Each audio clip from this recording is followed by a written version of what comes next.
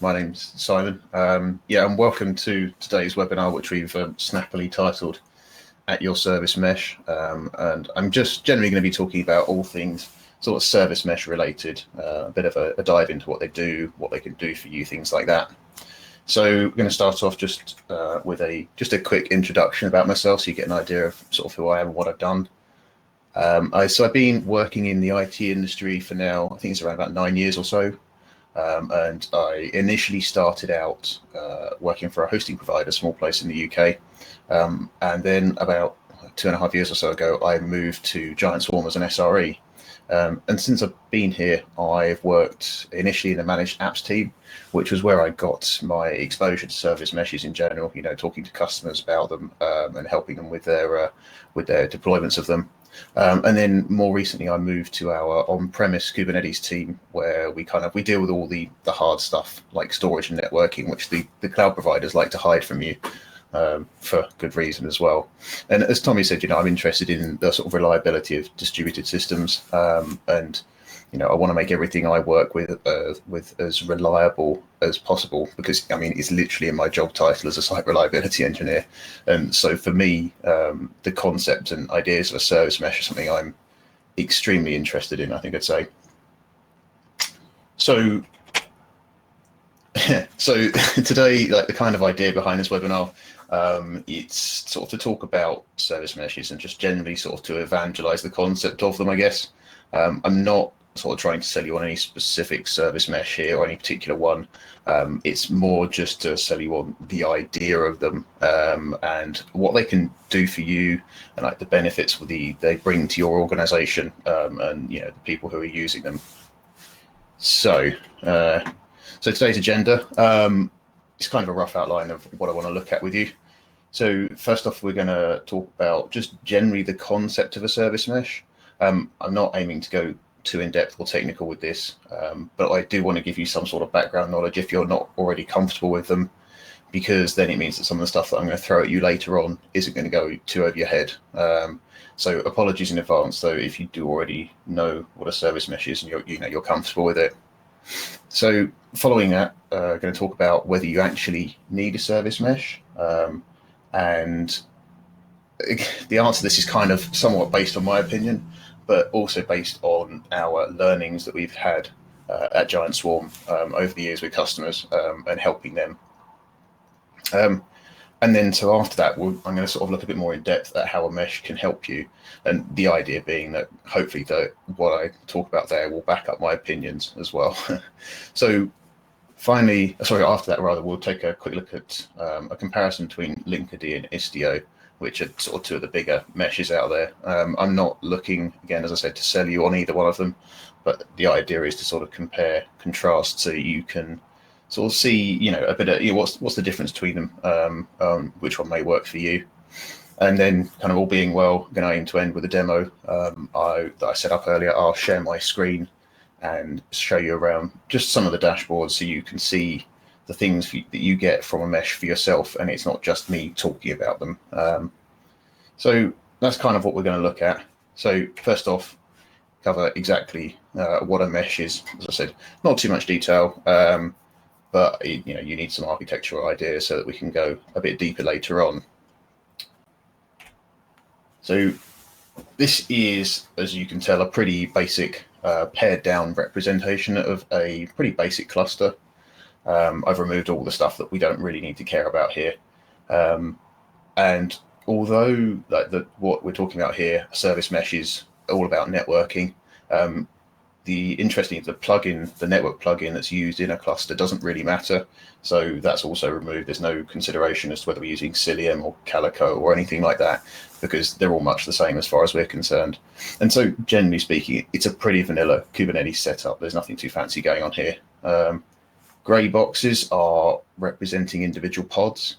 They're not nodes, they're just a pod. And to be honest, for the purposes of what we're talking about here, it doesn't really matter where the pods are, whether they're on a single node or they're distributed across a large cluster. It's pretty much irrelevant, because the fundamentals of what we're going to talk about are the same. And you know, the usual setup of north-south traffic, represented by the blue lines, is going to come in through an ingress gateway, which is, you know, Nginx, something like that. And then pods are going to communicate with each other across the cluster, which is also known, as you can see, as east-west traffic. And this can be all sorts of different types of communication, but generally speaking, for the most part, it's going to be something like HTTP or gRPC. And the demo that I prepared, I'll show it in a bit, talks plain HTTP. And this sort of interpod networking is made possible because the network plugin you're using, whatever it is, knows how to plumb each pod together and how to route their traffic around the cluster. So that's kind of how things look without any kind of mesh involved. So let's add a mesh into things. So how you deploy that mesh doesn't really matter. It doesn't matter which one it is. They're all much the same. And so in this diagram, we have the pods adopted or possibly enrolled, however you want to refer to it, into a service mesh.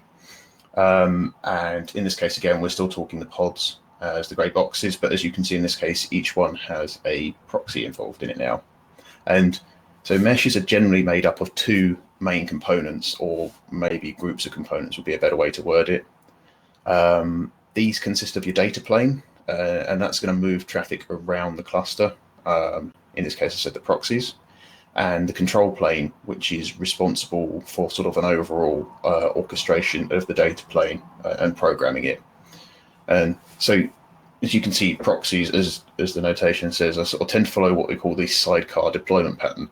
So in each pod, regardless of what the pod is doing, you're going to have a proxy co-located in it, and it is then responsible for sharing, for proxying the traffic and sharing it around the cluster. And this is this happens by you don't need to make any changes to your deployments to achieve this. And it's made possible because you're going to have something running that dynamically injects a sidecar, the proxy, into every container pod rather as it's created. And so the control plane is made up usually of a number of different components. It doesn't really matter what they are, but they're going to handle certain operations that are important. So one of which, as I said, is injecting the proxy sidecars during pod startup. So, if your pods get restarted or new pods get added, they're always going to end up with a sidecar in them. And this uses a Kubernetes principle called a mutating webhook. And you can also, for the most part, you can apply that webhook. Also, you can apply these changes to specific pods, to specific namespaces. It's not an overarching thing that sort of takes over your entire cluster. You have choice as to how this happens. Something else that the control plane is going to do is it's going to centralize the telemetry and reporting from all the proxies. And so where we've got proxies now in all your network traffic, then they are in a perfectly placed position to provide huge amounts of metrics and information, which the control plane then exposes to you as the end user.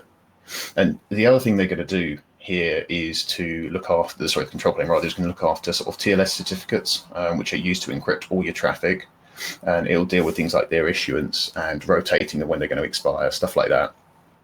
And so a pretty simple analogy here is that you can think of the proxies as the workers and the control plane as the supervisor that's looking after them. So that kind of covers our architecture. And here, this is just taken straight off of the CNCF Cloud Native landscape page. We've got some of the possible providers you can use for your service mesh. Well-known ones are obviously Linkerd and Istio. We're going to cover them a little bit later on. You've got HashiCorp offer the console service mesh, and Kuma and Traffic are sort of fairly well-known ones as well on this list. Another one that's interesting to look at is AWS App Mesh, and obviously that's only applicable to AWS. It's quite a new mesh that's compared to some of the others fairly recently released. So it's somewhat lacking on features in some places, but it's definitely one to keep an eye on given how invested AWS are in this sort of space. So what we're all here for today is the question, do you need a service mesh? And I've sort of gone through a bit of a basic understanding of how the architecture looks, and so now I kind of want to dive a bit more into whether you actually need it. And in my opinion, there is a pretty easy answer to that. So if I'm being honest, I kind of titled this section it's in a slightly provocational way to try and create a bit of discussion around it. And so maybe let's follow that up, I think, with a quote from William Shakespeare, who also didn't know either. But, all jokes aside, I think maybe it's the wrong question to be asking yourself. Yes, a mesh will benefit you, but I think what's more important is to ask yourself when it's going to benefit you rather than will it. And this is something that's going to differ a little bit from company to company. But yeah, the idea is to try and answer that with this section.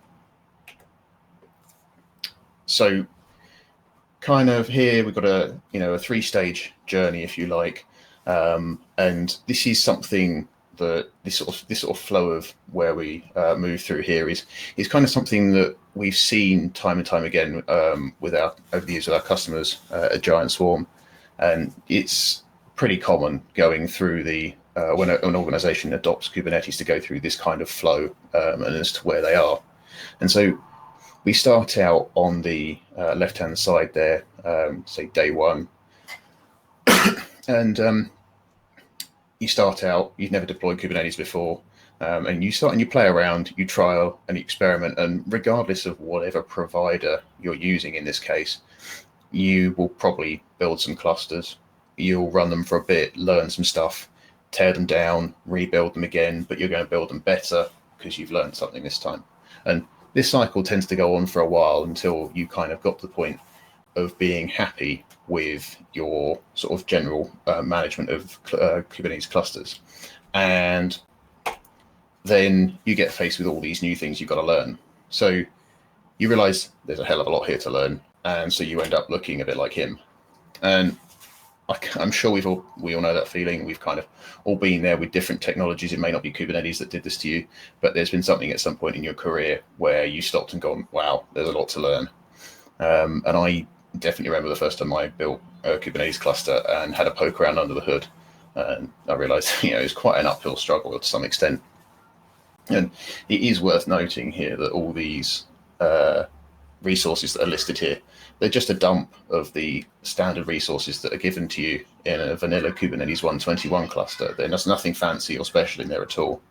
And all right, okay, you don't need to know every single one of them because some of them are abstractions of others, but there's a hell of a lot of new concepts here you need to get your head around. And so from the point of view as to when you introduce a service mesh into your clusters, I'd say it's probably not here that's the right time.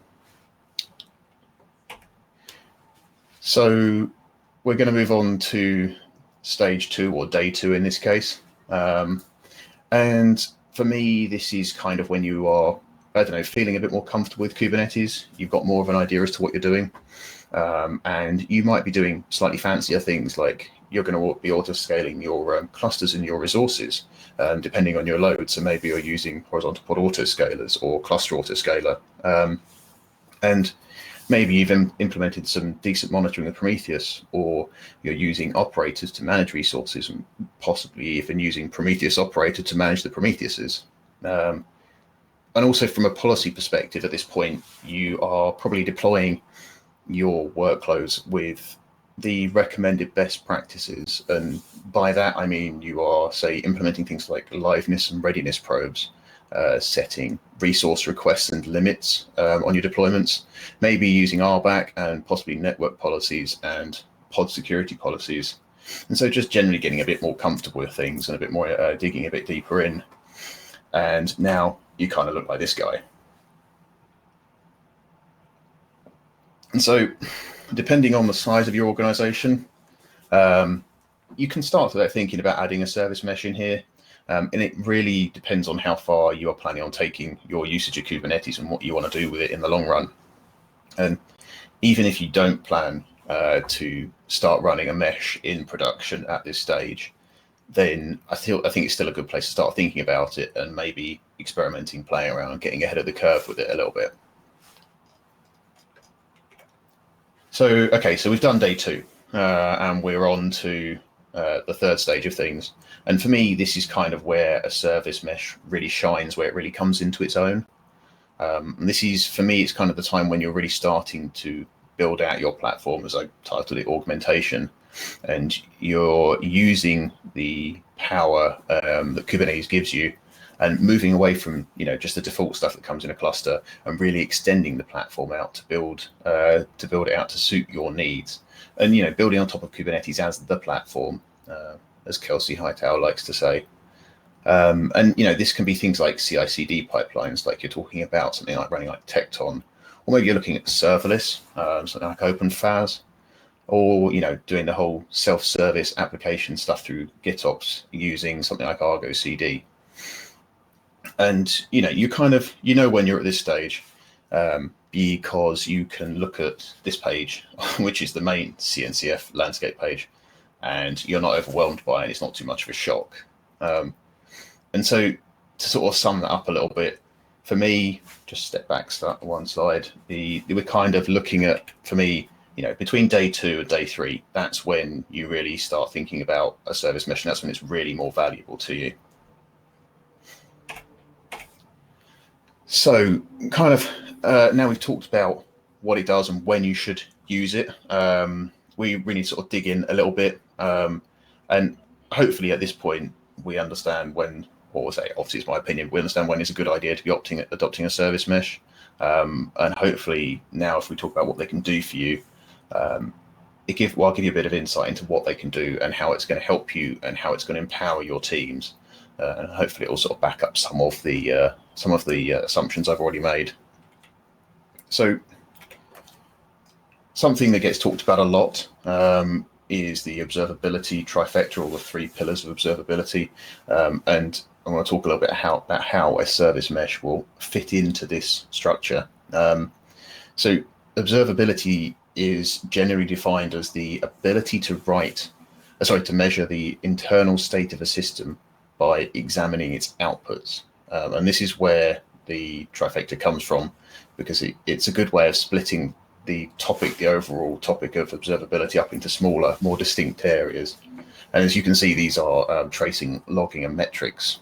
So distributed tracing, to give it its full name, is the ability to follow a request as it flows through the various components in a distributed system. And if you break down the path of a request in a microservices platform, a single request can potentially touch quite a lot of different places, because there are a lot of components involved with these things. So on the way in, it's going to hit a load balancer, usually followed by an ingress controller of some sort. And it's then going to get handed off to your application. And, obviously business logic determines what their application is actually doing, but it's likely to make several requests to different backends in the cluster for authorization and possibly for data collation. And then eventually that whole thing is going to get sent straight back to the requester. And this means that there's quite a lot of places where you can potentially hit an issue. I mean, those issues could be application bugs. It could be some sort of induced network latency for some reason, or maybe just an unhealthy pod. And tracing will give you more insight into where things are going wrong during the lifetime of a single request. So yeah, pretty powerful tool. Logging, pretty self-explanatory, to be honest. Your applications emit structured logs, and then they can be aggregated by any number of different tools which are capable of doing this. And those tools parse them into a system which can be used to view and log the state of the application. And potentially you can alert on those logs too as well. And a good example of something that does this that's pretty popular at the moment is Loki from Grafana. And then finally at the bottom, we've got metrics. And a metric is defined as a numerical representation of the state of a service or system over time. And they're generally something that's emitted by the application itself. Whereas logs record specific events or which occurred, metrics give you a more granular view of system performance, and they also let you visualize it over time. And so broadly speaking, I would say that service meshes fall into the metrics category. They do slightly touch on tracing as well, but because of the way they work, they sit in the critical path of the network. So there's always going to be a component of the mesh involved in every network call inside the cluster. And so they're ideally placed to record and emit metrics like network latency, or say a counter of the number of failed requests. And yeah, as I said, they do also assist with tracing, because those requests that we're talking about, where you follow the lifespan of a request through a cluster, is also going to be transmitted across the service mesh as well. And also, sort of side note here, I also listed these 3 areas in what I would say are the descending order of difficulty when it comes to implementing them. Tracing is extremely powerful, but in order to report those traces of those requests to a backend, it's got to be instrumented into your applications in some way. So that involves code changes. Logging doesn't require any changes to your applications exactly, but it does rely on them emitting usable logs, because obviously they have to be parsed by a backend. And the harder they are to parse, the less likely you are to have any use out of them. So in my opinion, the metrics are the easiest of these 3 areas to get started with and also to work with, because they involve the least amount of effort to realize the benefit from them. Tools like Prometheus Operator make it really easy to get a managed Prometheus running in no time at all. And a lot of open source projects come with pre-created alerts and dashboards, which you can use straight out of the box with Prometheus.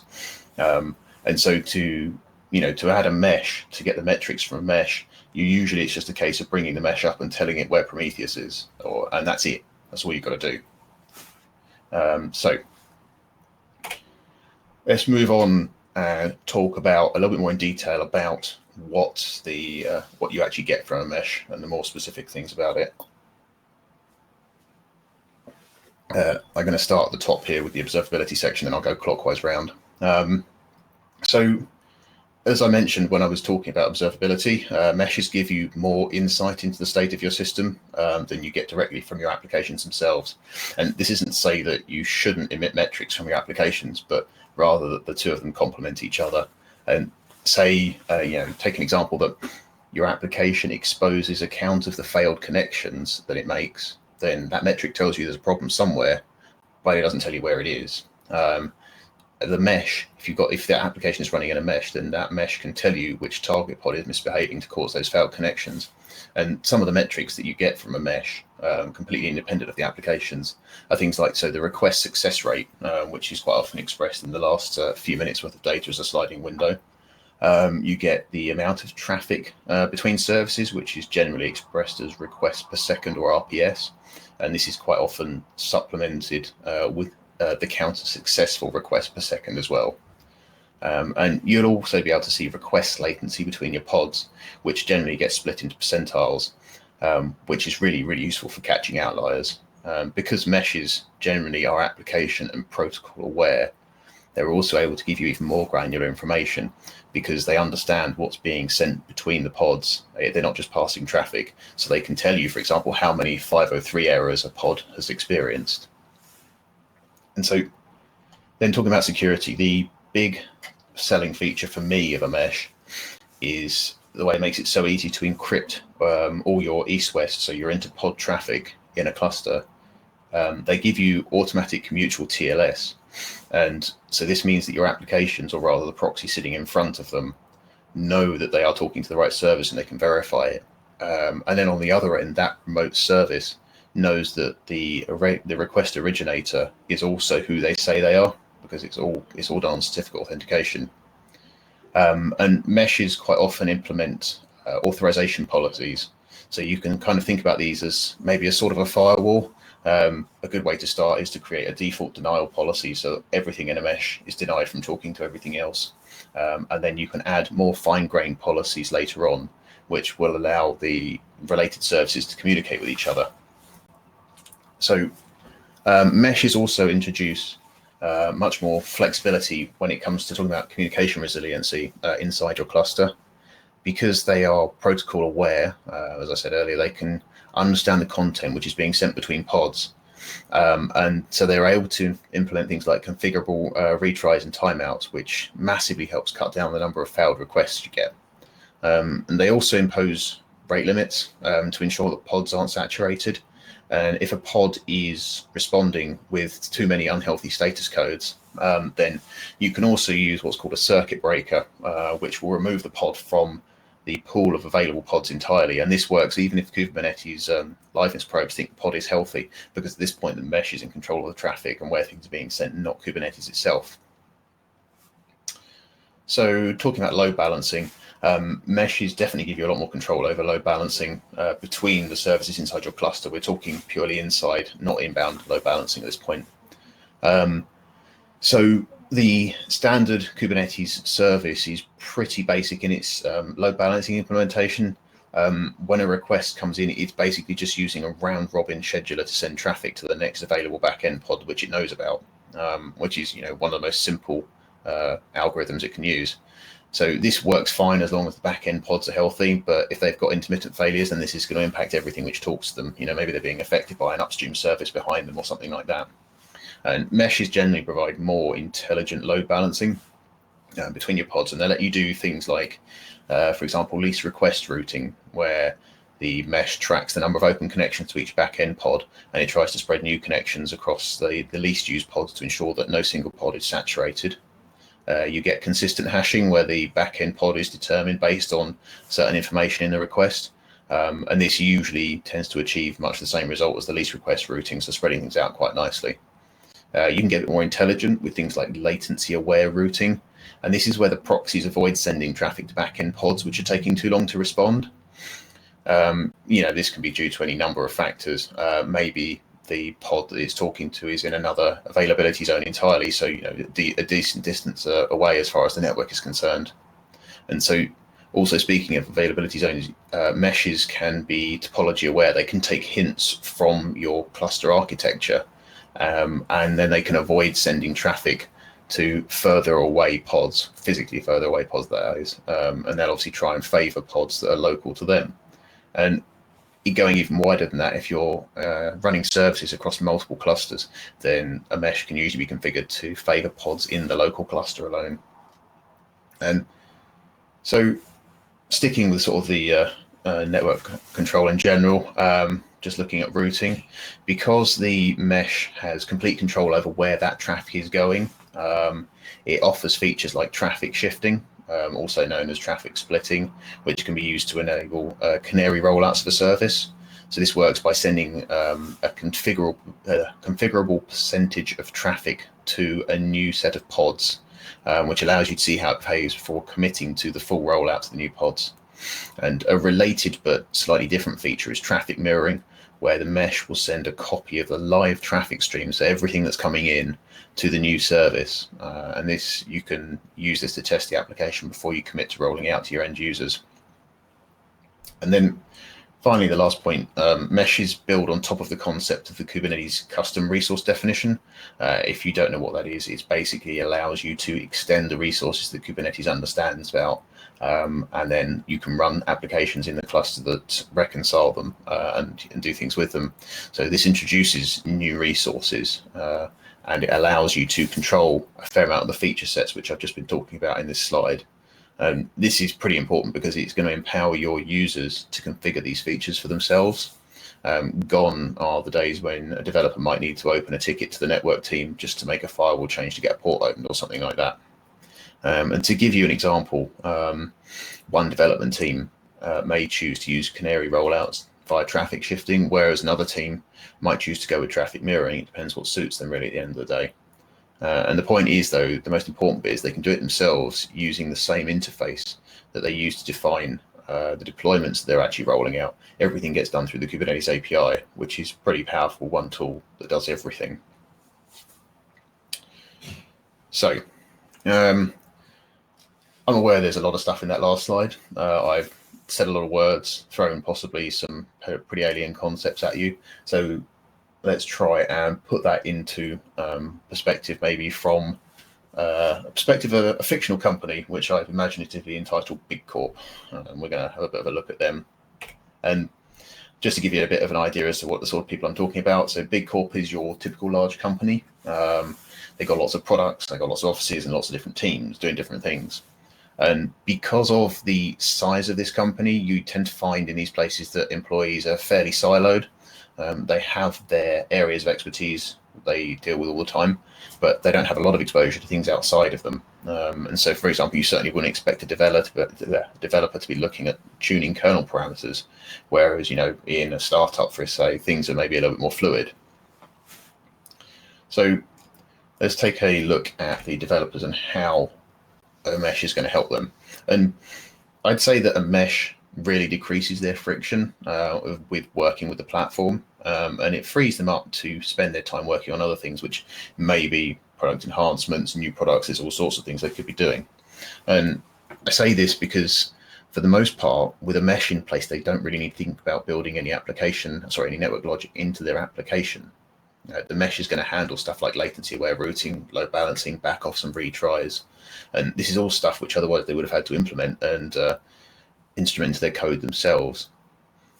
It's also going to give them better insight into how their application is performing because it's exposing so many more metrics to them. This is definitely a huge benefit when you implement on-call rotas per teams and where they're responsible for looking after their own applications, because having more insight into what your application is doing is going to pay dividends when it comes to improving their on-call experience, because at the end of the day, they're likely to receive less noise and it makes on-call easier. For example, if you think about it, if a node goes down, they're not likely to be alerted because the mesh is going to automatically route traffic elsewhere. And that's key, because why should they be alerted for something like this? A node going away isn't their problem. It's kind of the responsibility of the platform team at the end of the day. They shouldn't care about it. So it's also going to decrease friction when you're rolling updates to a service, as I mentioned earlier, because doing it the old-fashioned way, you test stuff, but you have to roll out a change to production and hope that you've caught all your bugs, because if you haven't, then you have to roll it back. And in the time that it's live, then you've potentially affected end users. And even if you're following best practices of testing in dev, then promoting staging, then testing there again, it's often the case that large production workloads are affected by large production traffic workloads. If you've got a huge stream of traffic coming in, hitting an application, then it has a huge effect on it. So with a mesh in place, they can do canary rollouts. So they're only getting a small subset of traffic to the new deployments. And then obviously you monitor those, and if there's a problem, you roll back. But importantly, only a small percentage of your end user traffic actually gets affected there. But you can also go smarter than that. And because, as I touched on earlier, you also have the ability to do traffic mirroring, or also called traffic shadowing. And this is where you instruct the mesh to send the copy of the traffic, the live production traffic, to a mirrored service. So this is going to let you test new deployments with production traffic, but without the need to actually route real live traffic there. And this is pretty key because it means that no end user is ever impacted in any way. And sticking with the subject of friction, I've got a small little anecdote about engineering at Twitter back in the early 2010s. Any Java or Scala service that was written there had to make use of a framework they initially created that was internal, which has since been open sourced. And it was a pretty opinionated take on how to build a distributed application. And amongst other things, it also handled your inter-service networking. And this framework implemented things like connection pooling and throttling, failure detection, failing over to healthy hosts, retries and backoffs. It did load balancing, metrics and log publishing, tracing, and it also used Zookeeper for cluster management and service discovery. And after what we've just been talking about, I'm pretty sure these are all sounding fairly familiar. And the key thing here is that a lot of man hours went into this framework. And also each time a developer comes on board, of course, they need to learn this and understand how it works in order to actually become productive. And the key thing here is that you're getting all that straight out of the box with a service mesh with no need to do anything. So next we'll take a look at the platform team at Big Corp.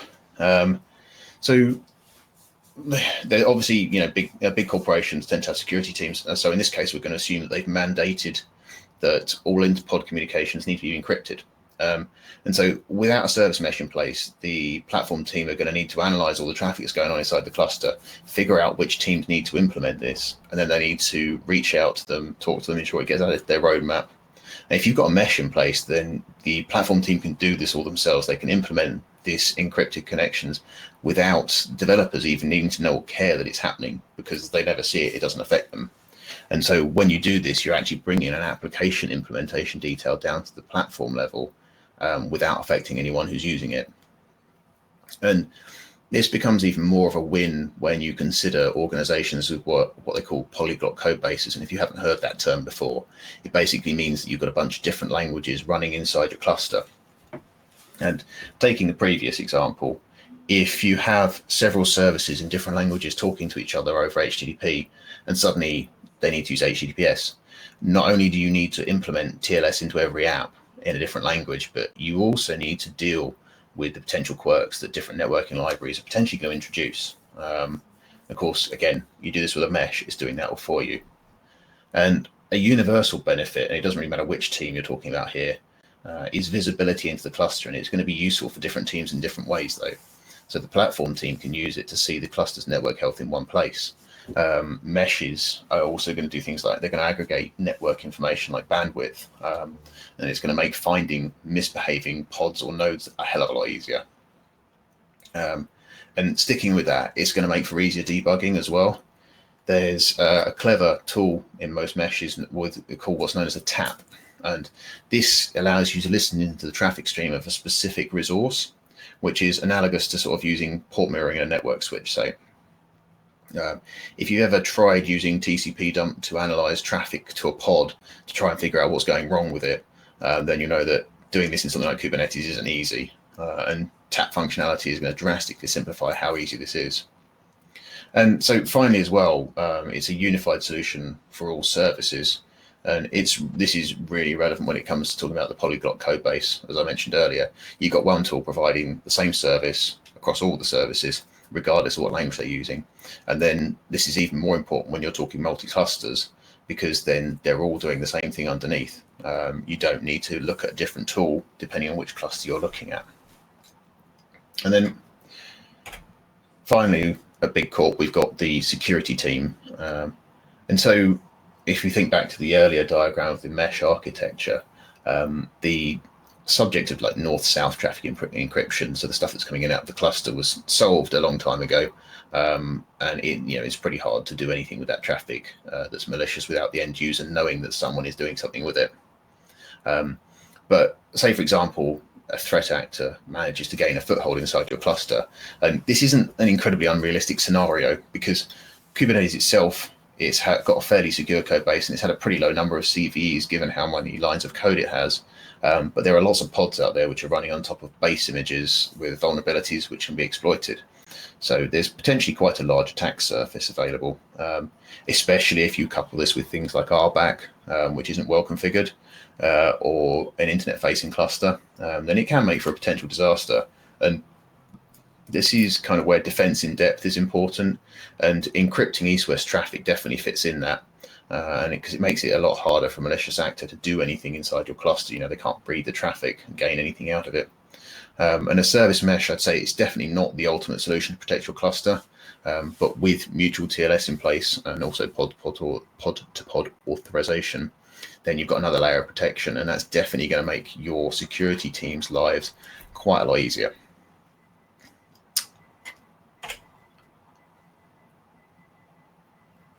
So I think up to this point, it's probably pretty fair to say that I've been quite bullish about why you should be using a mesh and how much value it adds for you. But it would definitely be remiss of me not to talk about potential drawbacks, because they're not perfect. It definitely does introduce things which you need to be thinking about when you're evaluating using them.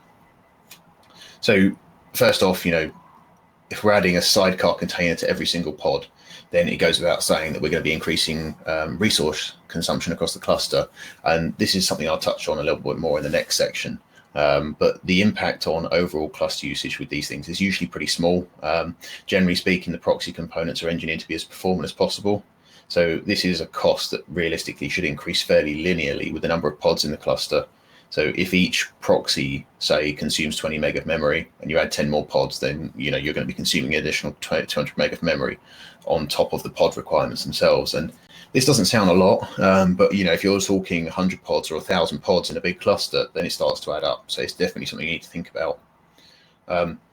And there's also a human cost to this as well, because when you're talking about resource usage, adding another component into your cluster means it's another thing which you've got to manage.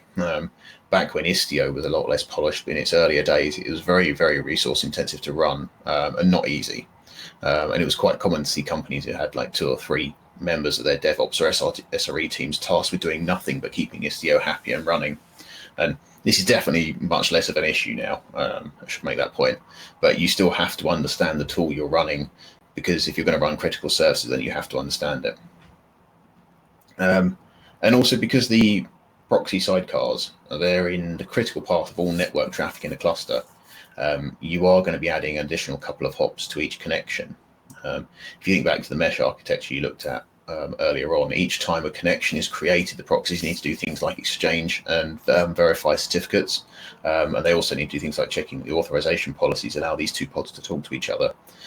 And I mean, this, connections, the amount of connections being open is somewhat mitigated by things like connection pooling, because this means like the proxies can use existing connections and send additional traffic over them. So sometimes things do go wrong, outages happen. Unfortunately, it's unavoidable. And sometimes the cause of those outages isn't always immediately obvious. And obviously, if you're adding a component into the critical path, then it means it's something else that you have to investigate in order to rule out potential issues. And this links back to the second point I made, that your platform team need to understand the tool. You can't troubleshoot it if you don't understand how it works. And lastly, it's probably pretty clear by now from what we've talked about that that a service mesh is most beneficial when it's paired with applications which use the microservice architecture pattern of lots of pods talking to each other, where they all do small individual parts of the bigger job. And if you're deploying a monolith that does everything all in one, then a service mesh isn't really going to benefit you that much. But then I would also argue that Kubernetes probably isn't going to benefit you that much in that case either. But we'll leave that for another day. So we're going to talk a little bit about the two of the more well-known options when it comes to service meshes. And if you spend a few minutes reading articles on service meshes, then you're going to see these two mentioned.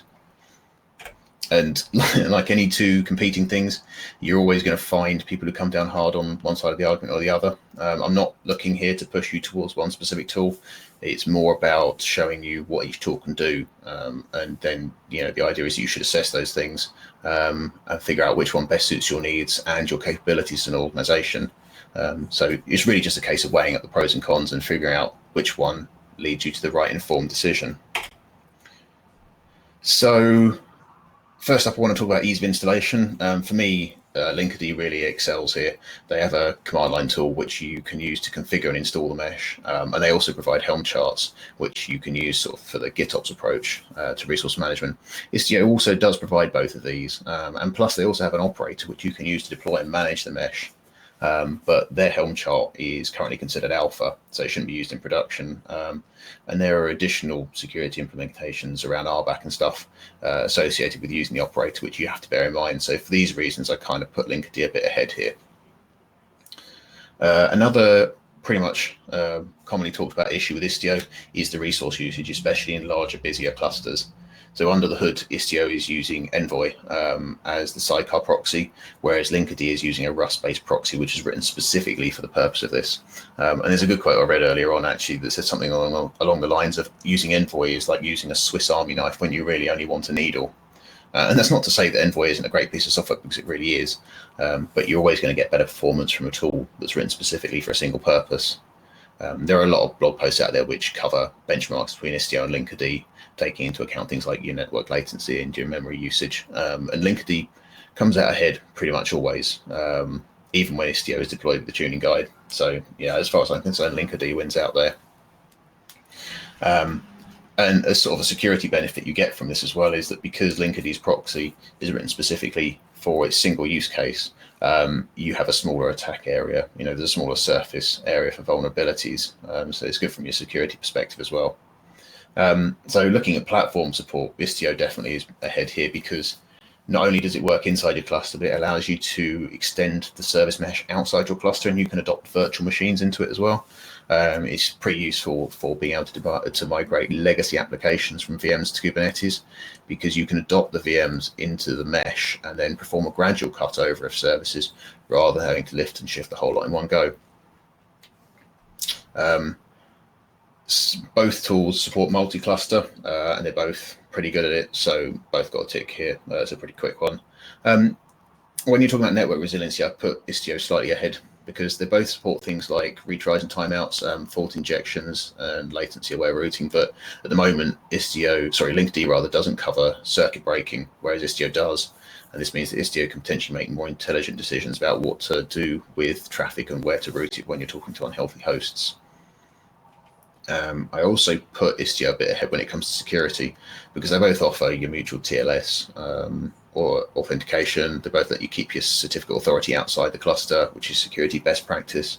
But at the moment, only Istio offers authorization between pods. But this is currently being worked on by Linkerd, and as far as they're concerned, they're targeting the next major release for this, so it's not really a huge differentiator.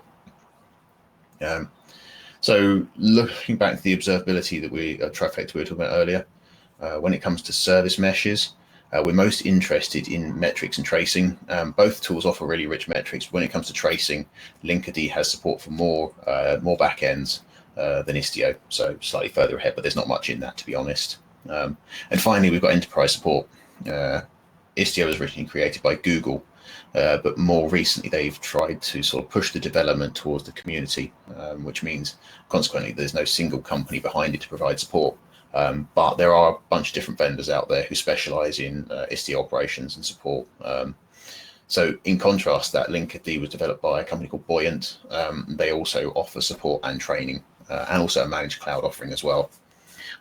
And the open source communities around both tools are really, really active, and you can always find someone to help with any issues you have. A good example of that actually was where I set the demo for this up. I used Linkerd.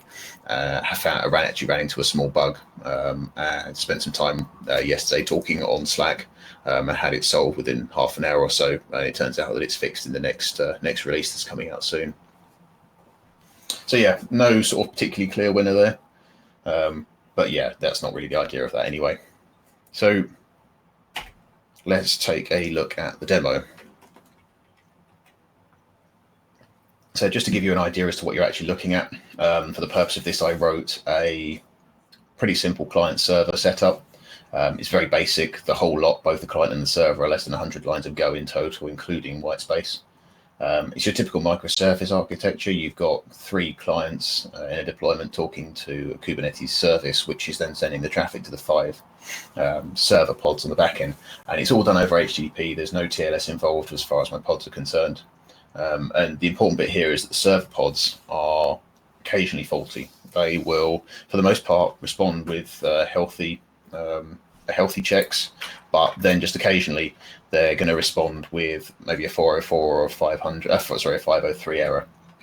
So let's share the dashboard, and I'll give you a bit of an idea as to what you can actually see.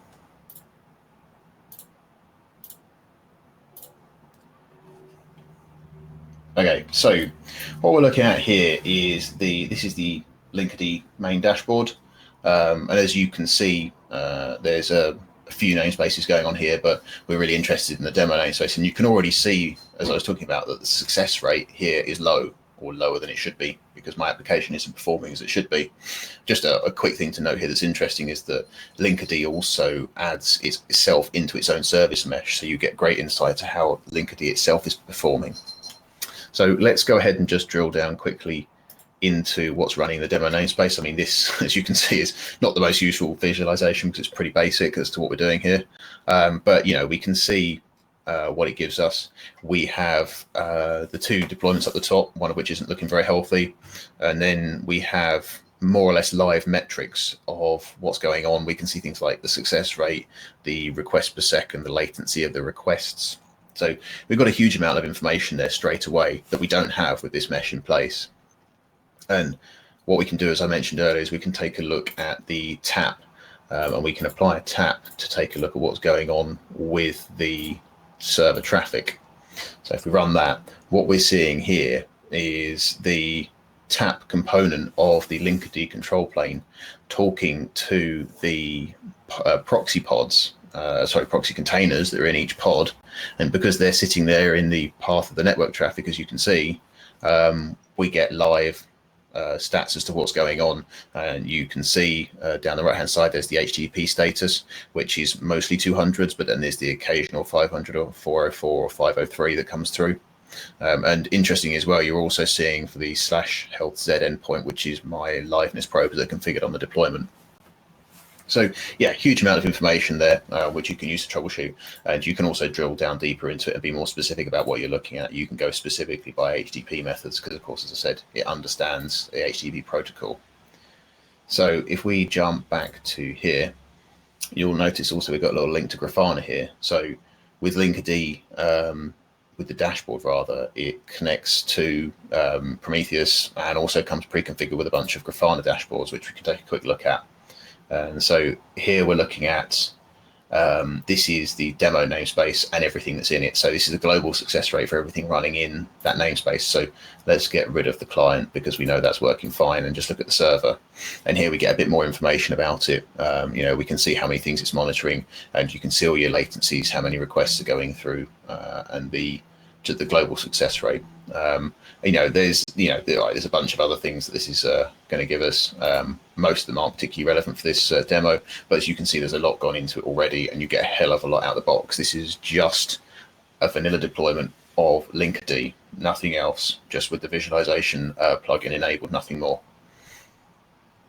So yeah, hopefully that kind of gives you a bit of an idea as to what you get with these tools and what it can do for you.